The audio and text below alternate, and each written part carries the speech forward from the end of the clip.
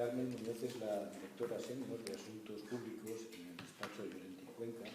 Ha desarrollado gran parte de su trayectoria profesional en el ámbito de los asuntos públicos y corporativos, primero como directora de comunicación institucional de la Unión Profesional, los colegios profesionales, y más tarde como directora ejecutiva de Gómez Acebo, Estudios de Comunicación. La estrategia de comunicación, gracias, de asuntos públicos de clientes. Es doctora por la Universidad Complutense de Madrid, defendió la tesis el año pasado sobre geopolítica del lobbying hacia la privatización de la decisión política. Es también licenciada en periodismo por esa universidad y graduada en gestión empresarial y dirección de la comunicación del Instituto de Empresa y de la dirección de campañas electorales de la Universidad Pontificia de Comillas. Es también profesora de la Universidad Europea, de la Universidad Carlos III de Madrid, en la Escuela de Periodismo, Comunicación de Unión Editorial, en materias de relaciones internacionales, lobbying y metodología y geopolítica del lobbying. Muchísimas gracias por haberte acercado, Carmen, y tienes la palabra. No, muchísimas gracias a vosotros, a Manuel, a ti, José María, y a Germán y a David, que me han cuidado mucho para llegar aquí, y gracias por la invitación. Flor ha dicho muchas cosas, ha hecho el contexto, y es verdad que tenía algunas cosas que sí que quería subrayar de lo que es la regulación que está por llegar de los grupos de interés, partiendo de dos noes, ¿no? Y decimos, cuando hablamos de grupos de interés, siempre decimos grupos de interés y no grupos de presión. La expresión grupos de presión está muy utilizada y en la literatura aparece mucho, pero es cierto que en la medida de lo posible intentamos eludir ese concepto y siempre decimos, hombre, dejamos la presión más para grupo terrorista, que ya bastante mala imagen tiene el lobby en sí mismo como para añadirle esa carga semántica, ¿no? Y luego también siempre hablamos del lobby desde el marco de la transparencia y no tanto desde el marco de la corrupción, porque es verdad que tenemos la sensación de que regular desde lo defensivo no ayudará a algo que sí que creemos, obviamente, y es que el lobby, la actividad del lobby, es buena per se para la calidad de la regulación y, por ende, de la calidad democrática. Y, por tanto, trata más de algo que, y aquí en este grupo es lo vuestro, que es la cultura de la legalidad. Nosotros abundamos mucho en la cultura de la transparencia. Siempre que hablamos de la actividad del lobby lo hacemos como una normalización, una naturalización de la conversación entre lo público y lo privado, sin la cual es imposible construir un tejido convivencial desde el punto de vista de la sociedad o desde el punto de vista de las empresas, de seguridad jurídica, para las inversiones, en fin. Y ese es el proceso desde el que nosotros partimos. En muchas ocasiones peleamos contra una imagen tremendamente negativa de lo que es la actividad del lobby, basada en muchos elementos. Y, por supuesto, habrá habido y hay prácticas dudosas o negativas. Hay mucha ficción también en torno a las relaciones con el poder y todo eso ha ido generando una imagen de lo que es el lobby no demasiado positiva.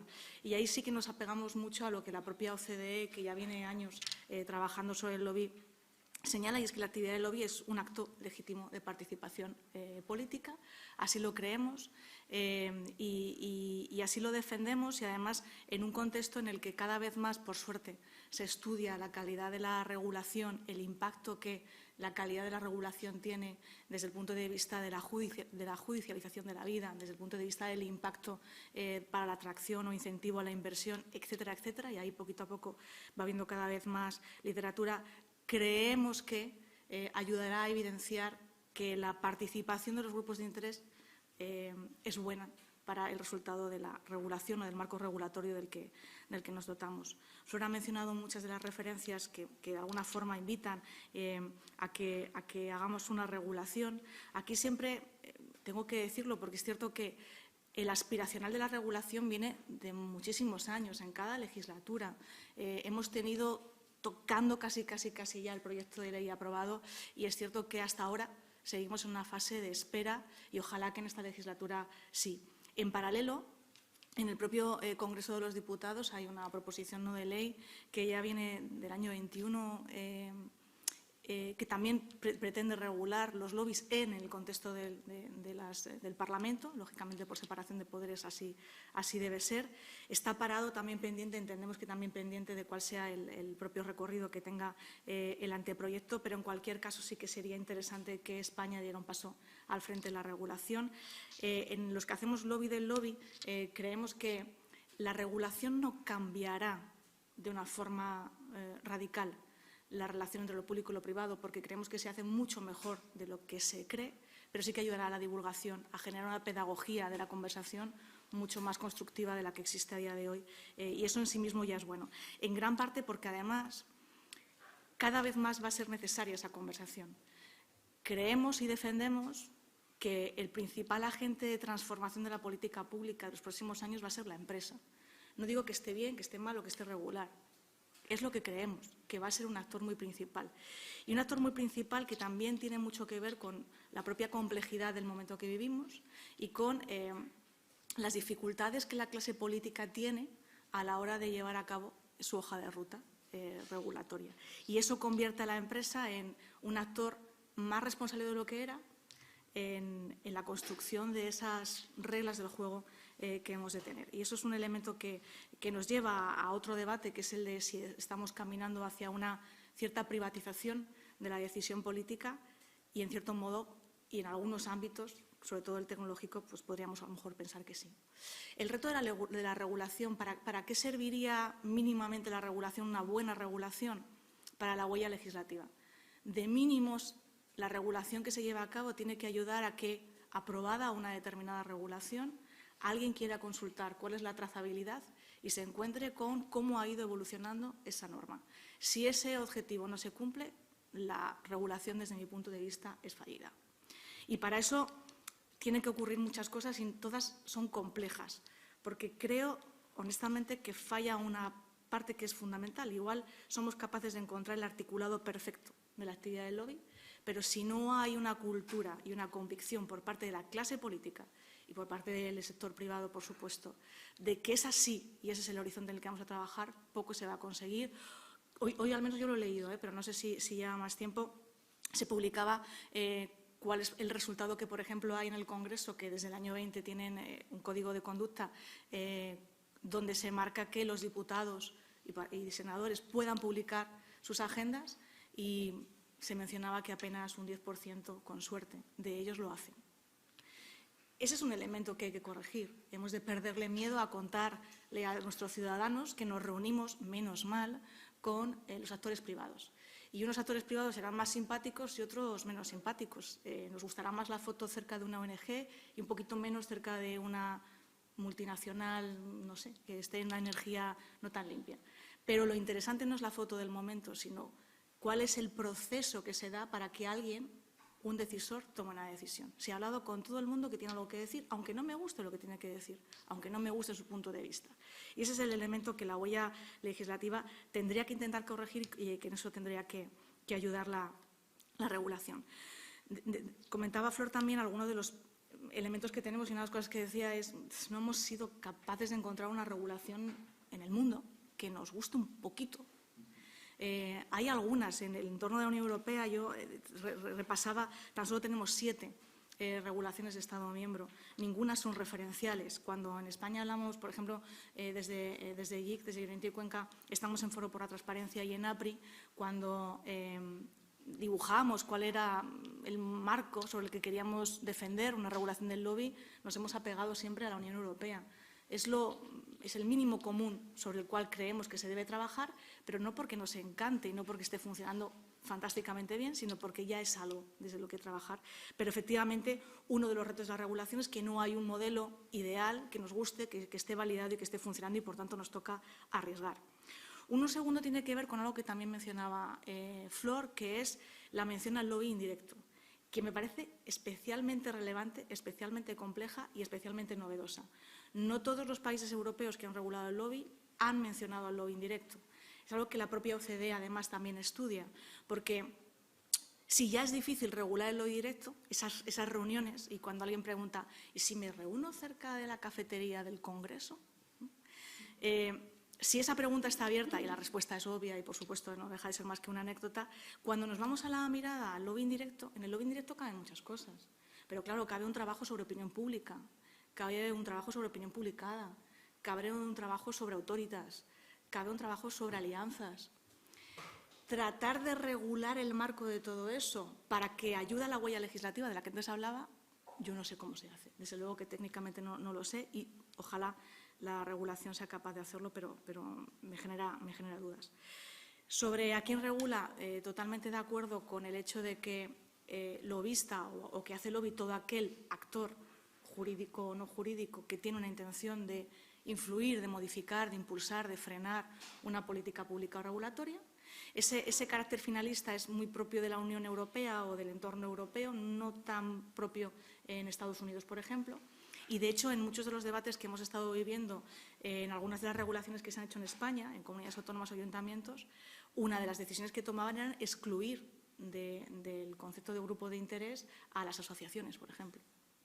Y parte del debate, cuando hablaba con algunos periodistas con respecto al anteproyecto, se alertaban mucho pensando que de pronto sindicatos, patronal o colegios profesionales iban a estar fuera del concepto de grupo de interés, y yo creo que ha explicado muy bien Flor en aquello que tiene que ver con diálogo social, con elementos que son propiamente constitucionales, no. En todo lo demás son grupo de interés en la medida que hacen una acción de lobby. Y es un elemento también importante que tampoco es de consenso, pero que es interesante que en el entorno europeo se refleje y se tenga en cuenta. Y ya casi para terminar, diría el alcance, muy importante la interoperabilidad. Hay varios registros ya, hay varias regulaciones en España. Tenemos 4 iniciativas aprobadas, que son en Madrid, Comunidad Autónoma y Ayuntamiento, Castilla-La Mancha, en Valencia, en Cataluña. Y en trámite hay otras 6. Pero incluso yo voy más allá de la mirada española. Es que lo interesante sería que si yo quiero conocer cuál es la actividad de lobby que tiene una determinada compañía en el mundo, yo pueda tener, en el entorno europeo, yo pueda tener esa imagen. Porque si no voy a tener trocitos, miradas muy limitadas, que no van a ayudar a la transparencia, que es lo que tiene que verdaderamente obedecer. Y, por tanto, el de la interoperabilidad, que es un tema fundamentalmente técnico, es clave, y, atendiendo a lo que tenemos en este minuto, no está funcionando. Ninguno de los registros, ni siquiera entre una comunidad autónoma y el Parlamento, me voy a Cataluña, se entienden entre sí, son distintos, tienen planteamientos y preguntas diferentes, tecnología distinta, etcétera, etcétera. Ya no es un problema que tengamos que darnos de alta en cada grupo de interés que se cree. El problema radica en que no ayudará ni a la huella legislativa de la que antes hablábamos, ni a generar una cultura de la transparencia sana y buena, que no engañe y que entienda que no hay político bueno y no hay política buena que no se trabaje desde el diálogo. Es imposible. Esa interacción es fundamental. La parte de separación de poderes, que lo hemos mencionado, se ha criticado también el anteproyecto porque afecta a la Administración General del Estado. Perfecto, y ese tiene que ser, y el Parlamento tiene que seguir su camino, y hemos de avanzar en todas las líneas. Y puertas giratorias, que es otro de los elementos que genera siempre controversia, porque de pronto pues, a veces uno tiene la tentación de matar civil o laboralmente a las personas, y creo que lo rico es ese camino que va de lo público a lo privado, con espacios de enfriamiento que están reflejados en torno a los 2 años. Puede estar bien, podemos discutirlo, pero creemos que el debate de puertas giratorias en muchas ocasiones también es engañoso para el ciudadano. ¿Y de mínimos qué debería tener una regulación? Registro obligatorio. Y creemos que el registro debe ser obligatorio. Debe haber un código de conducta que se cumple, por tanto debe haber un régimen de sanciones, y tiene que haber una agenda pública de las reuniones que se mantienen y de los encuentros. Y eso está mirando tan solo al lobby directo, con muchas dificultades para entender lo que tiene que ver con el lobby indirecto. Con la Unión Europea nos ocurrió una cosa: arrancaron con un registro que era voluntario. La excepción en aquel momento, año 2011, era quien estaba dentro del registro. Muy pocos se atrevían al principio, se quedaba como, voy a reconocer que hago lobby. La excepción terminó siendo quien no estaba dentro del registro. Es más, aun siendo voluntario, mucho alto cargo, tanto de comisión como diputados en el Parlamento Europeo, se negaban a tener reuniones con grupos de interés que no estaban en el registro. Hubo un proceso de aprendizaje en la Unión Europea que creo que fue bueno para que muchas de las compañías, yo tengo mi mirada es chiquitita, pero son mis clientes, se fueran acostumbrando a ver con naturalidad y de buen grado el hecho de que aparecieran en esos registros informando de qué actividad hacían con el entorno de lo público. Me encantaría pensar que estamos en ese proceso en el que esa fase de aclimatización la hemos superado, la sensación, pero es una sensación personal, es que no, y creo que como ejemplo utilizo fundamentalmente los registros que ya están activos y que desde mi punto de vista no están funcionando al objetivo que nos hemos dotado, que ese es el de la huella legislativa y el de tratar de generar espacios mucho más saludables y constructivos de política pública, en el entendido en el que, insisto, y ahí sí que me apego, de que no hay camino a una política pública que sea capaz de dibujar un escenario de relación de lo disruptivo que no pase por la empresa privada, que no pase por una conversación con la empresa privada, donde la empresa privada es un actor más, no tiene que tener otro lugar que el de un actor más, pero es importante. Y todo eso en un proceso en el que, fruto de redes sociales, fruto de medios de comunicación, etcétera, de alguna manera hemos ido caminando hacia un proceso de privatización del debate público. El debate público se soporta mucho en entornos que no le son naturales, ¿no? Ojalá que todo fuera en el Parlamento, pero no. Hay más debate político fuera del Parlamento que dentro del Parlamento, del propio espacio público y a medida que vayamos avanzando en complejidad social de la decisión política. Y ese es un elemento que yo creo que la regulación sí que tendría que ayudar a corregir o sobre todo a equilibrar, que para mí el punto principal es el del equilibrio en esa relación. Y lo dejaría aquí porque luego seguro que hay debate. No sé cómo voy de tiempo.